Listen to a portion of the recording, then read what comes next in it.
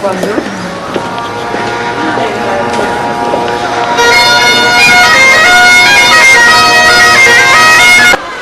you. Well, it was nice to hear that traditional Spanish music again.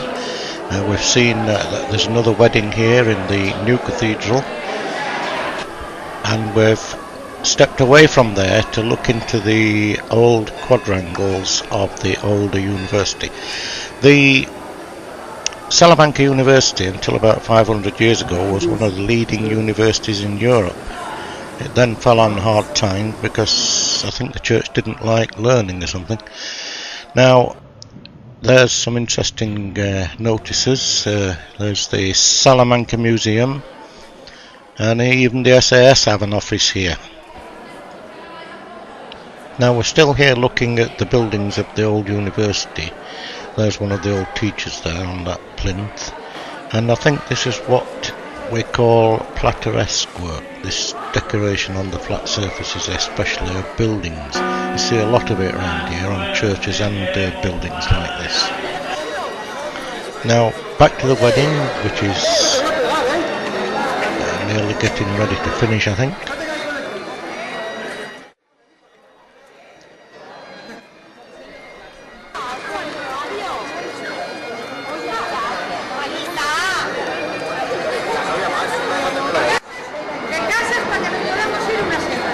And as we said before, this is the new cathedral. The two cathedrals are built side by side like a pair of semis, and I never did figure out really where one finished and one ended, and one started. There's some more plateresque work. The new cathedral is mainly Gothic.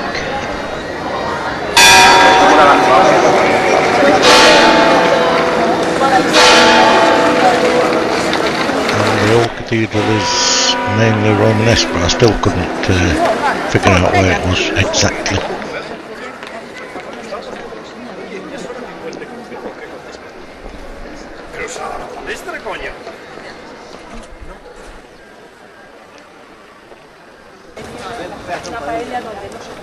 So we'll walk round to our right in to the front of the cathedrals now, in this little square.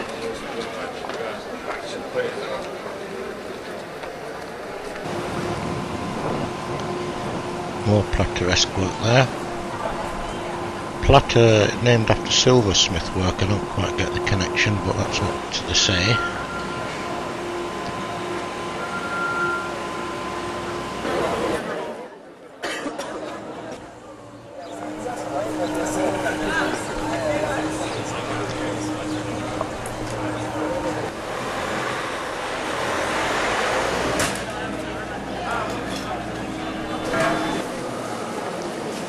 And inside. There's rather a lot of this, so I hope everybody's interested in cathedrals. I'm fascinated by the bases to these columns, which look very solid and almost like metalwork. Very common round here. You'll see several examples as we go around.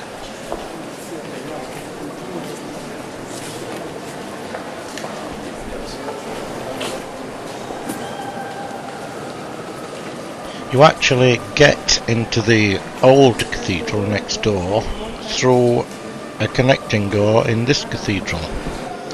That is if you queue up and pay an entrance fee and then be told that you can't use the camera inside the old cathedral, so I didn't go in.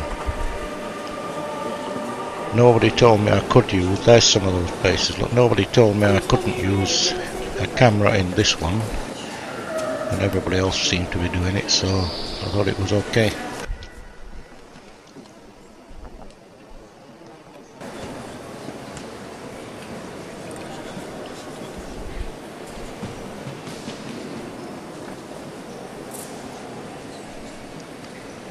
Salamanca, of course, is one of the biggest tourist attractions in Spain, along with, I suppose, Córdoba, Seville, Granada. and that's why we're seeing all these tourists hanging about. My guidebook tells me that Salamanca was conquered in 712 by the Arabs and wasn't regained finally until 1085. In the interim period it had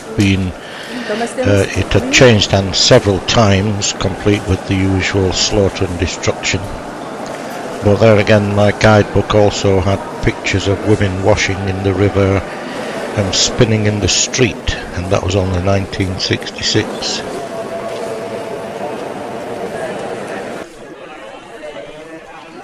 And back out now to the front of the cathedrals, into the little square, and we'll make our way now over to our next attraction, which is San Estavan.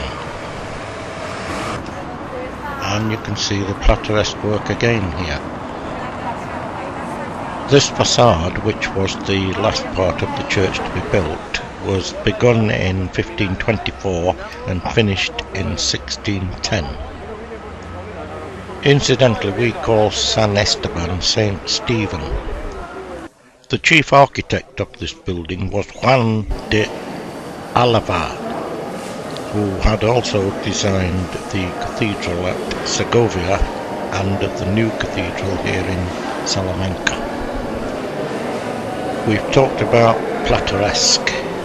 The other new word that we came across, and I'm not sure how to pronounce this, was churrigueresque, named after the chap who started it, José Churriguera, in the 17th century. And it's the name given to this type of thing here, which I call Baroque, over the top.